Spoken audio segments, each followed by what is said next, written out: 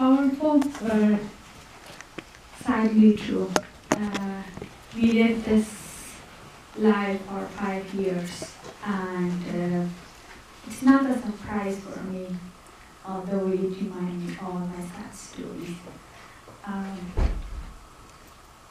I lived through this. I don't know where to start. You would think some of these things is basic rights of you, and you have it as a person. You don't have to fight for it, but in a place or in a country like Afghanistan, you fight as a woman every day for it. Women had such a hard time. I'll say a couple of stories back from Taliban time, but let me introduce myself first. My name is Mahbouba Akhtarzadeh. I'm from Afghanistan. I grew up in Kabul. I lived through Taliban time. Right when they came, I was 2 years old. I got polio in the age of 2, and my father lost his leg during war.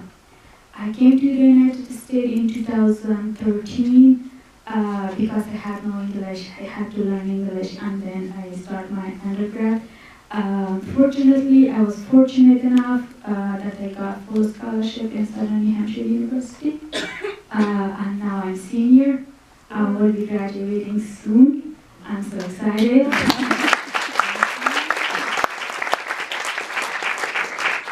But like any other girl, I did not came through this journey easily. I fight for it every second of my life. During Taliban time, we were not allowed to have TV, radio, no education. All school were closed for 1 and 5 years.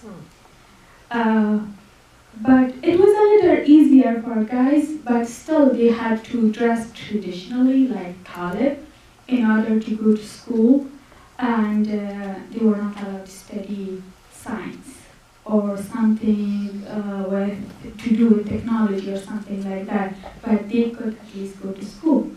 But as Parwana did, I did not stop, and there was a woman who were teaching us in a dark room, in a corner. No one knew about it but my parents and some other people.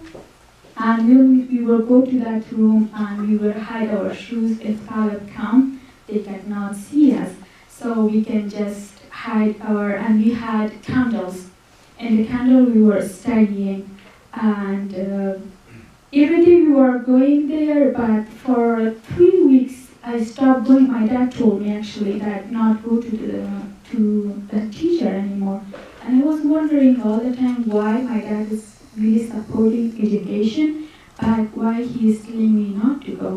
But when I find out after 3 weeks that she was dead, she was killed by Taliban, and my dad did not say. She was 26 years old, and she inspired me. She was my hero. And that's how I get through all this tough time. Even though I'm a woman, I am disabled, I was not accepted to the society that I grew, but the only hope I had was my parents, my dad, and he told me if I gave up now, then it means all women gave up. And that's why I continue. Because my dad was he was supporting education, which you would think it's a very basic right of every human that they can get education. But he paid a price for it. And my dad has a small shop because he can't work anywhere else because he lost his leg during war and he's disabled. So sometimes my uncle will exchange shift with him because he would get so tired. And one day Taliban came and by mistake they took my uncle and my dad was home. And that's when our real problems start. And then we had to sell everything in our house to survive. And my dad was sleeping in the roof. I know it's very sad stories, but this is true, and we lived through. And it continued for 5 years, and everything was dark.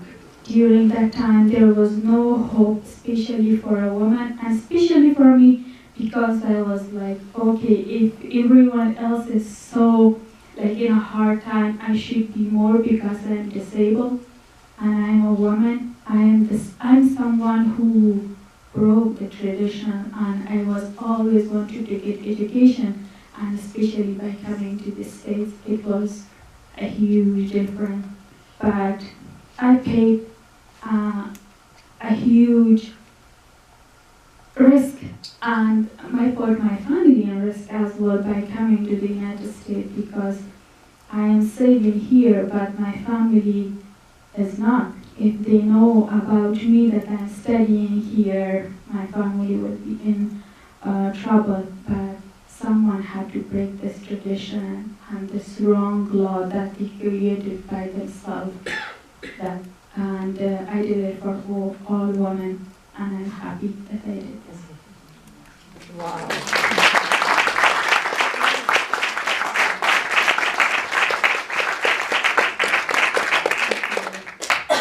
Does anyone? Just working. Okay. Does anyone have any questions for her? Yeah, I'm open to any question. Yeah.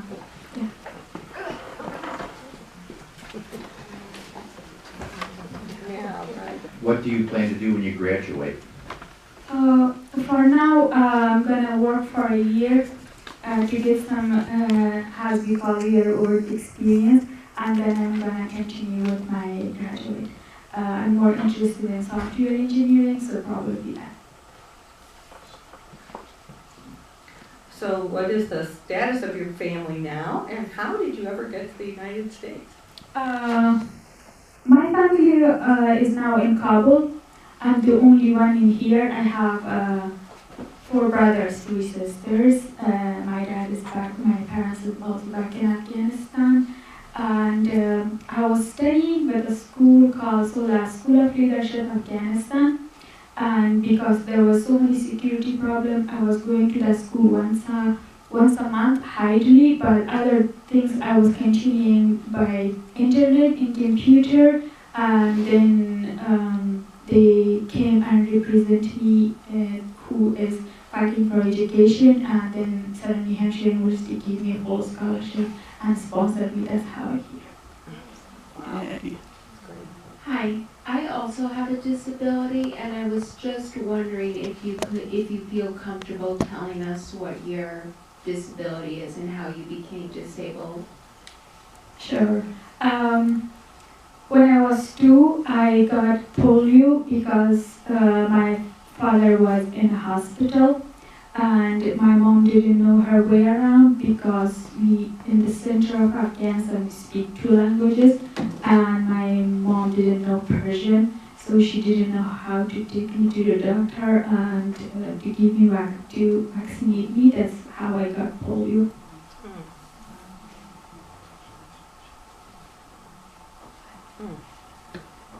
Okay, any more questions?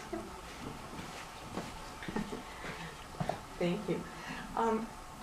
So with the current situation with immigrants to the United States, the very tough situation, what do you have a visa beyond your schooling? Can you stay here for a while? And what could you recommend that we should do to be able to help others also be here in the United States? Sure. It's a very broad topic, but I will just make it short. I'm in with student visa, and after my school, I'm allowed to work, because I'm science major, I'm allowed to work 2 more years. It used to be 3 years, but they decreased it to 2 years. I don't know why. And I forgot that part. What can we do to help others? stereotype is a big thing, and anywhere I go as a Muslim, as an Afghan, they have that negative social media image about me, and they judge me before they see me or talk to me. I feel like if you want to know someone, just talk to them. And by coming to this country, we are definitely open to a new experience, new people. But sometimes it has been hard for me too in here, and I had to change certain things to live easily. And especially in this time, it is much harder. But by talking, asking them questions, why they are here, when you leave your house and your parents, your huge family, there is certainly a reason to it. And to be honest, I don't want to be here, but for my family safety, for my own safety, I have to be here. And if I'm judged by leaving my house and I'm here because I'm foreigner, then that's not nice, kinda. But yeah, that's. All right. Well, thank you so much, everyone, for coming out. And thank you, Lola, for sharing your story. Thank you.